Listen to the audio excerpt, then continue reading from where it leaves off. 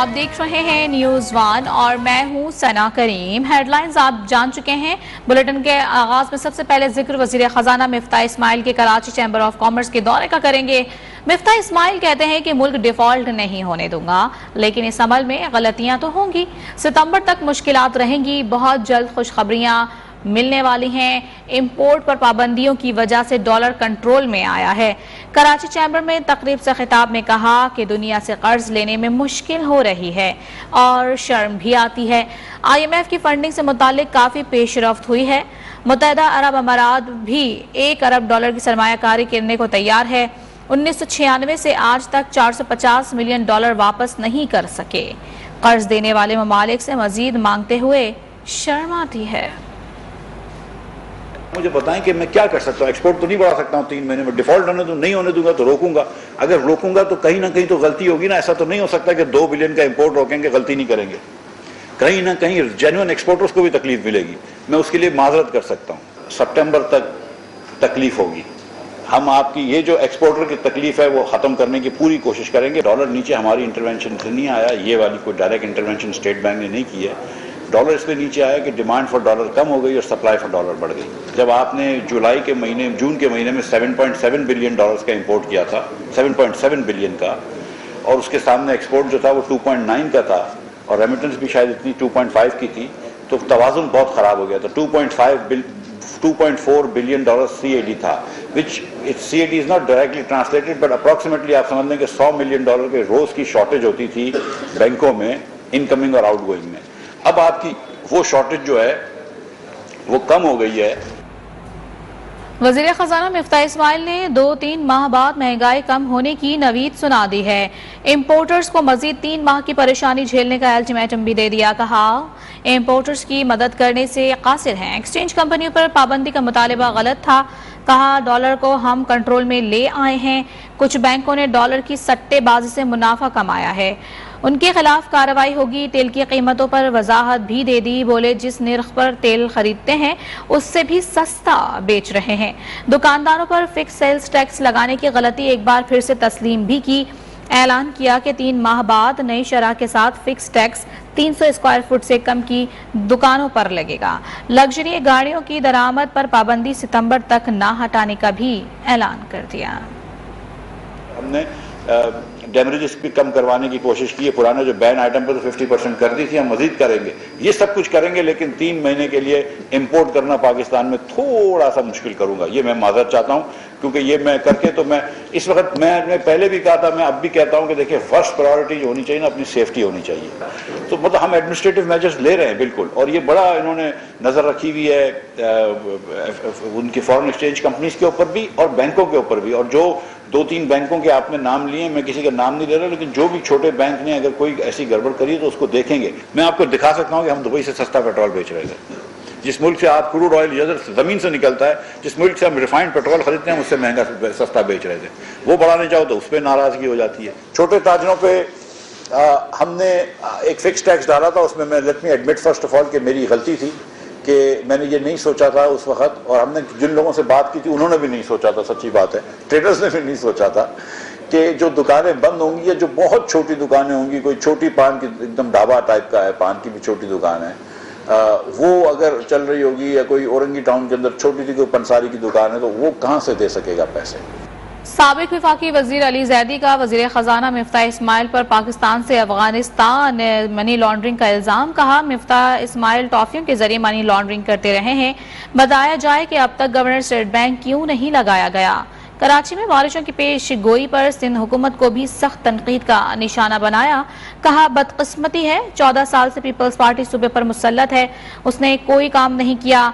कराची में आसिफ अली जरदारी साजिश कर रहे हैं।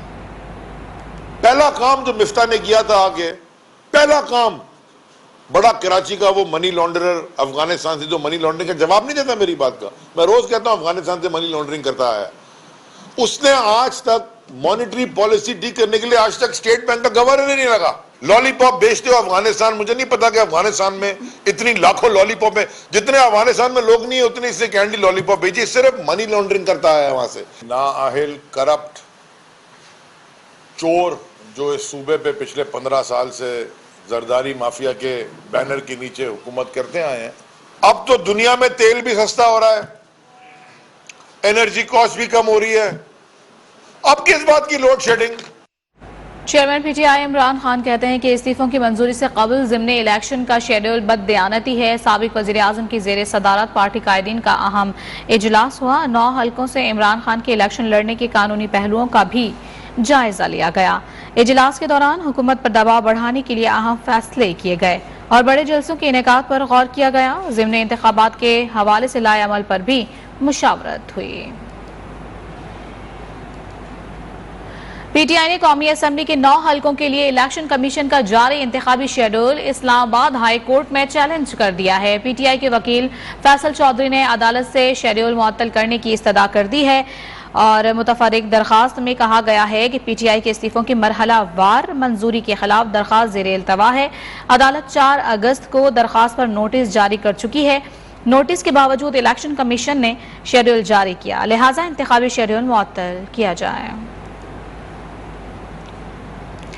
साबिक वज़ीर दाखिला शेख रशीद अहमद सियासी सूरत हाल पर तशवीश में मुब्तला हैं। कहते हैं कि सियासी बेअमनी मज़ीद इंतशार और खलफशार पैदा करेगी। अपने ट्विटर पैगाम में शेख रशीद अहमद ने लिखा कि इमरान खान को नाअहल करार देने की कोशिश करने वाले पछताएंगे। सियासी दंगल मुल्की और अवामी मसाइल में इजाफा करेगा। 30 अगस्त तक अहम वक्त है। मुस्तकबिल की सारी जिम्मेदारियां अदलिया के कंधों पर हैं।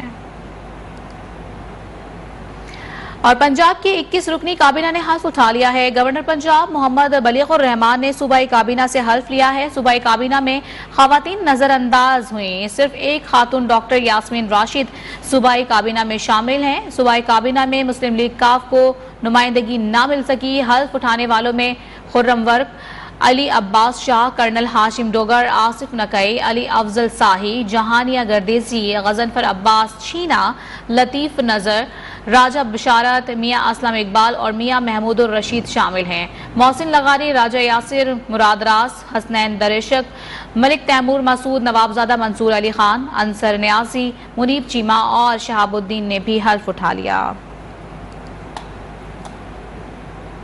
खबरों का सिलसिला जारी है। यहाँ वक्त हुआ है ब्रेक का। में तूफानी बारिशों और सैलाब से मरने वालों की तादाद 550 से तजावुज कर गई है। हजारों मवेशी हलाक हुए हैं जबकि 46,000 से जायद घरों को भी नुकसान पहुंचा है।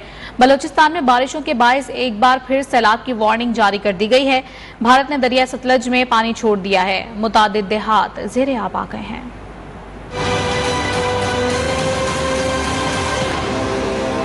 मॉनसून की तूफानी बारिशों से तबाही, 550 से जायद अमवात, लाखों एकड़ पर फसलें तबाह। बलूचिस्तान में सैलाबी रेलों ने सब कुछ तहस नहस कर दिया। भारत भी आबी दहशतगर्दी पर उतर आया। एनडीएमए के मुताबिक मुल्क भर में सैलाब और बारिशों से अमवात 550 से जायद हो चुकी हैं, जबकि जख्मियों की तादाद 630 तक जा पहुंची। 46,000 से जायद मकानात को नुकसान पहुंचा। बलूचिस्तान में जुलाई के दौरान बारिशों का 30 साल रिकॉर्ड टूट गया। बारिशों और सैलाब से मरने वालों की तादाद 170 से जायद हो गई। 16 पुल तबाह, 23,000 से जायद मवेशी हलाक, जबकि लाखों एकड़ फसलें सैलाबी रेलों की नजर हो गयी। तूफानी बारिशों के बायस एक बार फिर सैलाब की वार्निंग जारी कर दी गई है। भारत ने एक बार फिर आबी जारहियत करते हुए दरिया सतलज में बारिशों का पानी छोड़ दिया। चूनिया के गिरदोनवाह में कई देहात ज़ेरे आब आ गए। हजारों एकड़ फसलें तबाह होने से किसान शदीद मुश्किलात का शिकार। महकमे मौसमियात ने पंजाब, खैबर पख्तूनख्वा, मशरकी बलूचिस्तान, गिलगित बल्दिस्तान और आजाद कश्मीर में मजीद तेज बारिशों की पेश गोई कर दी।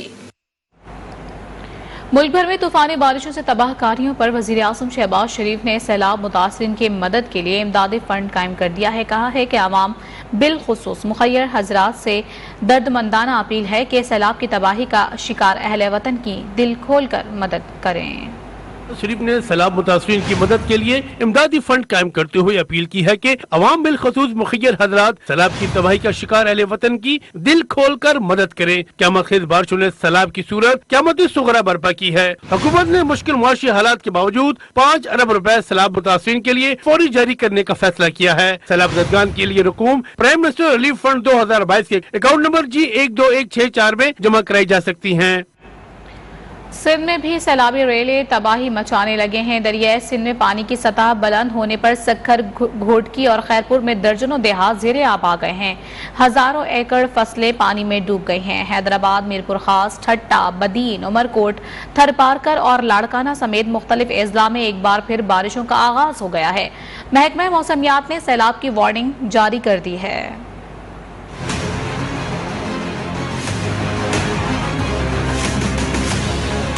सिंध में भी सैलाब की तबाहकारियां जारी हैं। दरियाए सिंध बिफरने से सक्खर, घोटकी और खैरपुर के दर्जनों देहात ज़ेरे आब आ गए। जमीनी राबता भी मुनक़ता, हजारों एकड़ फसलें तबाह। दरियाए सिंध में घोटकी के मकाम पर सैलाबी रेला देहात में दाखिल होने से कादिरपुर, मिर्जा चाचड़ समेत दीगर कई देहात का जमीनी राबता मुनक़ता हो गया। कपास, गन्ने और चावल की हजारों एकड़ फसलें पानी में डूब गयी। कच्चे के मकीन नकल मकानी पर मजबूर हो गए। गुड्डू और सक्खर बैराज पर दरियाए सिंध में दरमियाने और निचले दर्जे का सैलाब है। गुड्डू बैराज पर पानी की आमद 4 लाख जबकि सक्खर बैराज पर 3,55,000 क्यूसिक से जायद हो गई है। हैदराबाद, मीरपुर खास, ठट्टा, बदीन, उमरकोट, थरपारकर और लाड़काना समेत मुख्तलिफ अजला में बारिश से जल थल एक हो गया।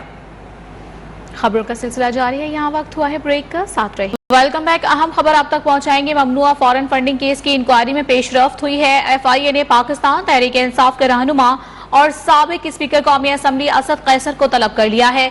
FIA पेशावर के इंक्वायरी ऑफिसर की जानिब से असद कैसर को 11 अगस्त 2022 को FIA खैबर पख्तूनख्वा ऑफिस में पेश होने का कहा गया है। मामला क्या है, जानते हैं अपने नुमाइंदे अजमत गुल से। अजमत गुल, बताएगा क्या मामला है ये? जी बिल्कुल, ये ममनुआ फंड केस की तहकीकात का दायराकार वसी कर दिया गया है और साबिक स्पीकर कौमी असम्बली असद कैसर को FIA पेशावर की जानिब से नोटिस जारी किया गया है और 11 अगस्त को खैबर पख्तूनख्वा ऑफिस में तलब कर लिया गया है। वफाकी तहकीकाती इदारे की जानिब से असद कैसर को भेजे गए नोटिस में कहा गया है कि आपके 2 बैंक अकाउंट से असद कैसर 2 बैंक अकाउंट खोलने और उन्हें चलाने से मुतल्लिक है, लिहाजा आप खुद इंक्वायरी टीम के सामने जाती हैसियत में हाजिर हो और इस हवाले से अपने जो नोटिस है इसका जवाब दिया जाए। 11 अगस्त को असद कैसर को तलब कर लिया गया है।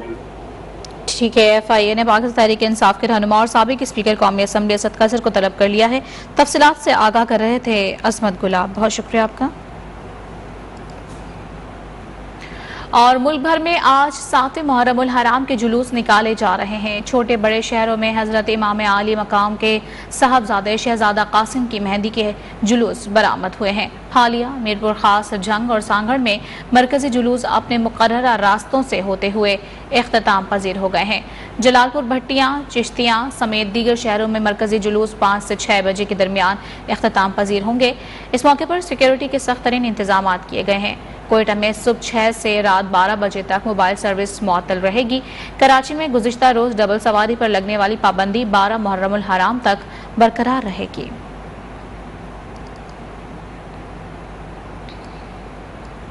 और मकबूजा कश्मीर में भारतीय दरिंदगी मुसलसल जारी है। एक और कश्मीरी को शहीद कर दिया गया है। कश्मीर मीडिया सर्विस के मुताबिक भारतीय फौज ने नौजवान को जिला कुलगाम में वहशियाना कार्रवाई का निशाना बनाया। झड़प में एक भारतीय फौजी भी जख्मी हुआ है।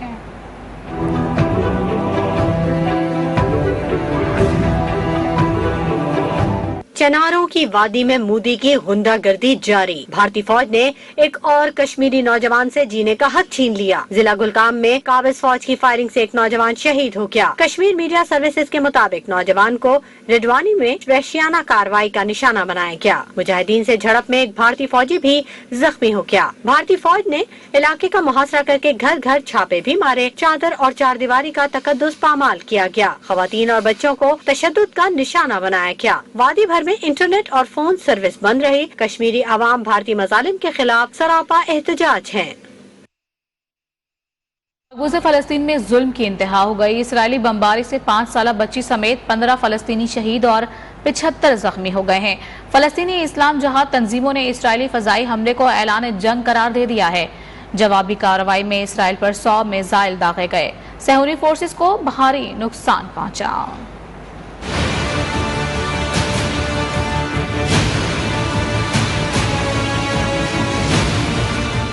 फलस्तीन में एक और क़यामत खेज दिन। इसराइली दहशतगर्दी में 5 साला बच्ची समेत 15 फलस्तीनी शहीद और 75 जख्मी हो गए।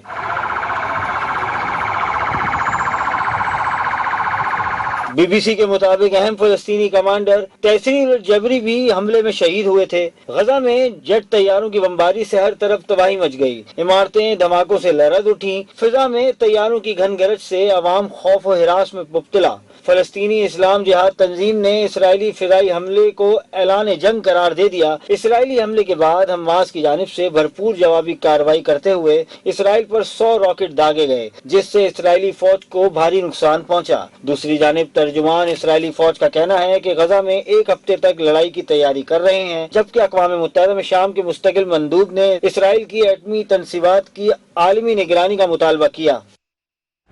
वज़ीर आज़म शहबाज शरीफ की फ़लस्तीन पर इसराइल के हमले की शदीद मज़म्मत। गजा में मासूम फ़लस्तीनियों की शहादत को इसराइली फ़ौज की दहशतगर्दी करार दे दिया। वज़ीर आज़म शहबाज शरीफ ने ट्विटर पैगाम में लिखा कि अगर सज़ा के खौफ से बालातर होकर जुल्म करने वाले का कोई वजूद है तो वो इसराइल है, जो नताइज की परवाह किए बगैर फ़लस्तीनियों को निशाना बना रहा है। साबिक वज़ीर आज़म इमरान खान की फ़लस्तीन में इसराइली दहशतगर्दी की पुरजोर मज़म्मत। कहा, इसराइली फ़ौज ने बैनुल-अक़वामी क़वानीन की धज्जियाँ उड़ा दी हैं। आलमी ताकतें फ़लस्तीन पर इसराइली जारहियत के खिलाफ खामोशी तोड़ें। ट्विटर पैगाम में इमरान खान ने लिखा कि हुकूक के लिए खड़े होने वालों के खिलाफ ताकत का इस्तेमाल किया जा रहा है। पाकिस्तानी अवाम बहादुर फ़लस्तीनी भाइयों के साथ खड़े हैं। आलमी ताकतें भी खामोशी तोड़ दें। और नैन्सी पेलोसी की हालिया दौरा ताइवान के बाद अमेरिका और चीन में कशीदगी बढ़ गई है। चीन ने अमेरिका से मौसमियाती तब्दीली और दहशतगर्दी की रोकथाम समेत फौजी मुज़ाकरात मनसूख करने का ऐलान कर दिया है। कहा कि अमेरिकी स्पीकर ने मुखालिफत के बावजूद ताइवान का दौरा किया और वन चाइना पॉलिसी को पामाल किया। दूसरी जानिब अमेरिका ने चीन का इकदाम गैर जिम्मेदाराना करार देकर मुस्तरद कर दिया है। व्हाइट हाउस के तर्जुमान जॉन कर्बी का कहना था कि चीन समझता है कि वो हमें सजा दे रहा है, लेकिन हकीकत में वो दुनिया को सजा दे रहा है। गुज़िश्ता रोज अमेरिका ने चीनी सफीर को व्हाइट हाउस तलब करके शदीद एहतजाज भी किया था। उधर ताइवान ने खबरदार किया है कि चीन इस जजीरे पर हमले की मनसूबाबंदी कर रहा है। और खेल के मैदान से खबर शामिल कर लेते हैं। कॉमनवेल्थ गेम्स में पाकिस्तानी एथलीट्स की कामयाबियों का सिलसिला जारी है। 3 मुकाबले में फतह के बाद एथलीट्स को क्वार्टर फाइनल में पहुंच चुके हैं। पाकिस्तानी रेसलर शरीफ ताहिर ने 74 किलोग्राम कैटेगरी के क्वार्टर फाइनल में जगह बना ली है। शरीफ ताहिर ने डोंगा के रेसलर को चित कर दिया।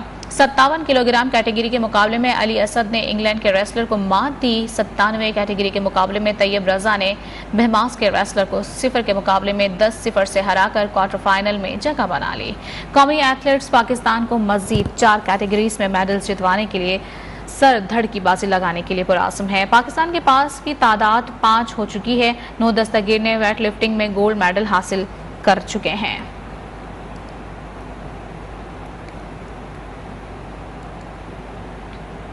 जबकि बर्मिंघम में कॉमनवेल्थ गेम्स जारी है। मेगा इवेंट में ऑस्ट्रेलियाई एथलीट्स छा गए हैं। 50 तलाई तमगों के साथ पहली पोजीशन पर कब्जा जमा लिया है। इंग्लैंड 47 सोने के तमगों के साथ दूसरे नंबर पर है। कनाडा 19 और न्यूजीलैंड 17 गोल्ड मेडल के साथ तीसरे नंबर पर है। मेडल्स की दौड़ में पाकिस्तान 18वें नंबर पर है। और लाहौर में दौरा नीदरलैंड के लिए कौमी क्रिकेट टीम का तरबियती कैंप बारिश से मुतासर हो गया। कौमी स्क्वाड अब नेशनल हाई परफॉर्मेंस सेंटर के इंडोर हॉल में ट्रेनिंग करेगी। पाकिस्तान और नीदरलैंड के दरमियान वनडे सीरीज का आगाज 16 अगस्त से होगा। इससे कबल training session Gaddafi stadium Lahore में मुनक़िद होना था। नायब कप्तान शादाब खान की मीडिया टॉक भी मनसूख कर दी गई है।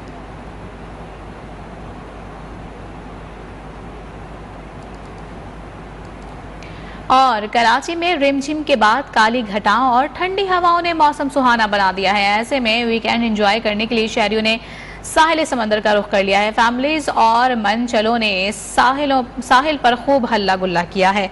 इस वक्त हमारे नुमाइंदे यासिर सलीम स्टूडियो पर मौजूद हैं। मजीद उनसे अहवाल जान लेते हैं कि शहर कायद के अवाम किस तरह से आज के दिन को एंजॉय कर रहे हैं। जी यासिर सलीम बताएगा। आज बिल्कुल कराची का मौसम इंतहाई खुशगवार है और इस मौसम को एंजॉय करने के लिए शहरियों की बड़ी तादाद जो है वो दो दरिया के मकाम पे जो है वो पहुंच गई है और कराची के मौसम को एंजॉय कर रही है। हम यहाँ पे हमारी लोगों से बात हुई तो इनको ये कहना है कि मौसम में जो है वो गर्मी है, हल्की फुल्की जो है वो बारिश भी शहर के अंदर हो रही है और अबर आलूद मौसम को, ठंडे मौसम को के लिए जो है वो दो दरिया का मकाम जो है वो इंतहाई पुरसुकून है। शहरियों की बड़ी तादाद जो है वो सी व्यू के बजाय अब दो दरिया आना जो है वो प्रेफर करती है क्योंकि ये थोड़ा हट के है शहर से और शहर से दूर है, जिसकी वजह से लोग यहाँ पे आते हैं। फैमिलीज आई हुई हैं, लोग आज वैसे भी वीकेंड है तो लोग यहाँ पे आ रहे हैं और फिशिंग भी जो है वो कर रहे हैं। हम आपको बताते चले कि महकमा मौसमियात की जानिब से ये प्रेडिक्ट किया गया है कि जो आज से बारिशों का नया सिलसिला शुरू होगा वो आइंदा आने वाले 3 से 4 दिनों तक जो है जी, तो साहिल समंदर पर शहर कायद के आवाम बहुत ज्यादा पुरजोश है और एंजॉय कर रहे हैं। यासिर सलीम अपडेट करते हैं, बहुत शुक्रिया आप। और इसी के साथ न्यूज स्टूडियो से फिल वक्त इतना ही। मज़ीद खबरों और अपडेट के लिए देखते रहिए न्यूज़ 1।